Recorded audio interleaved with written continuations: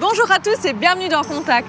Nous le savons tous, la visibilité est un facteur crucial en matière de sécurité routière. Aujourd'hui, nous avons confronté notre panel d'usagers de la route à des situations où le manque de visibilité peut s'avérer être fatal. Auront-ils les bons réflexes dans ce genre de situation critique? Eh bien, voyons ça tout de suite.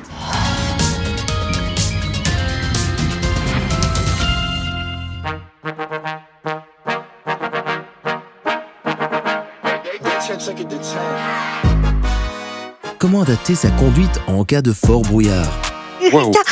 Ah ouais, on voit rien. Ah ben voilà, ça devait arriver. Hein. C'était sûr. Aïe, boum, carambolage.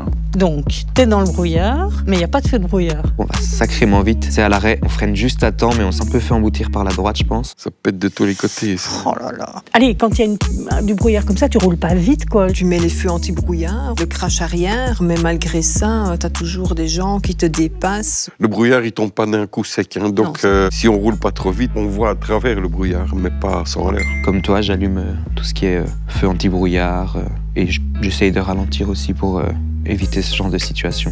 On a clairement un brouillard épais, en tout cas avec une visibilité de moins de 100 mètres, et donc l'utilisation des feux de brouillard est déjà obligatoire, ça il faut le savoir. Ensuite, il faut régler sa vitesse, et c'est ça qui est important par rapport à la visibilité. Ici, on voit à peine à 30 ou 40 mètres, donc il faut fortement réduire sa vitesse, même si on est sur une autoroute ou un axe rapide. C'est ce que n'ont pas fait certains des conducteurs qui sont à l'image, d'où le carambolage qui se produit quand on tombe sur des véhicules qui, eux, ont ralenti très fort, ou bien sur un obstacle sur la chaussée. Ce qui crée aussi les carambolage dans le brouillard, c'est l'effet aspirateur. Pour être rassuré, on a tendance à se rapprocher des feux du véhicule devant soi. Le conducteur, lui, qui se sent ainsi talonné, a envie d'accélérer parce qu'il trouve qu'on est trop près de lui. Et ça crée, si vous voulez, un effet d'entraînement qui donne une vitesse globale trop importante, un manque de distance de sécurité et qui augmente le risque de carambolage. Ce qu'on peut faire également, quand le brouillard est vraiment très épais, c'est ajouter ces 4 feux clignotants. Et ce sont des feux qui sont destinés à signaler un danger. Cette fois-ci, on s'est bien rappelé des règles du code de la route. On est des bons. On est des bons. Quelles sont les causes de cet accident et comment l'éviter? Qu'est-ce qui s'est passé là? Mais qu'est-ce qu'il fait? Il a évité Il s'est endormi. un animal. J'ai pas vu ce que c'était, mais il y avait un truc en plein milieu de la route. T'as l'œil. Bah, c'est mieux pour conduire. Quand la voiture a essayé de dévier, sauf que il a perdu un peu le contrôle. Ouais, il fait noir. Il fait très noir. Il aurait peut-être pu mettre ses grands feux pour voir plus loin.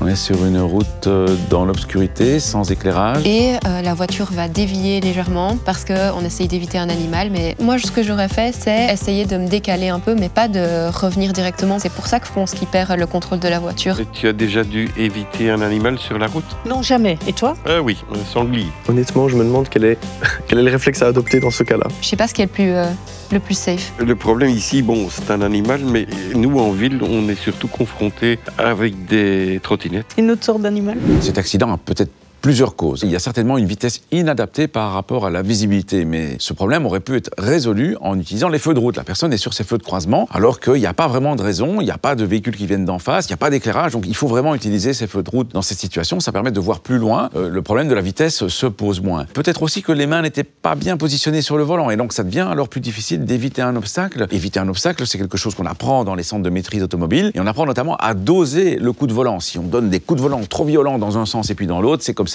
qu'on perd la maîtrise de son véhicule. Ça s'apprend, ce genre de choses. Ah ben bravo Mathilde. Queen of the code de la route. Et Olivier, j'ai gagné un truc? Eh bien Mathilde, tu as gagné toute ma considération et ça, c'est pas rien. Voilà, Contact, c'est déjà terminé pour aujourd'hui.